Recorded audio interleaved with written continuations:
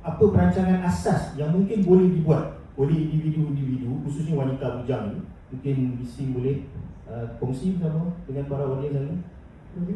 Bagi yang bujang tu biasanya kita kalau dia datang pada kita untuk buat advice untuk buat will dia ke, ya, tak kisah dia muslim ke non-muslim, biasanya kita akan tanya dia what is the purpose dulu dia nak bagi. Sebab dia bujang kan, so kita biasanya tanya parents dulu. Tapi kalau dia memang tak nak bagi parents, kita akan tanya reason lah, kenapa parents you tak involve. Sebab biasanya kita akan take care of parents kan. So most likely orang macam yang tak nak bagi parents, mungkin parents dia tak take care dia lah masa kecil kan. So dalam WhatsApp tu kita akan mention reason lah. Bagi wanita biasanya dia akan bagi dekat charity. Kita nampak lah. So for charity kalau nak buat dalam will, kita kena mention lah charity yang jenis mana. Sebab charity ni banyak jenis. Ada anak yatim, orang tua kan. Ada yang breast cancer association ataupun yang memang khas untuk chemo. So kalau memang orang yang bujang ni dia nak bagi, khususnya maybe wanita, kita biasanya akan tanya dia dulu what is the purpose of the funds. Nombor satu, apa yang dia nak kita sampaikan at the end of the day.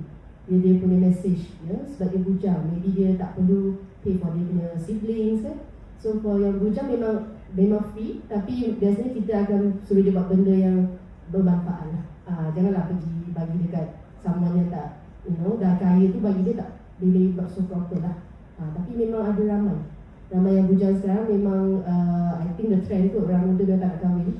Dan so kalau dia memang nak buat will, kita akan bagi nasihat lah. Lebih for charity ataupun yang kawasan sekolah yang perlukan bantuan. This is also very important.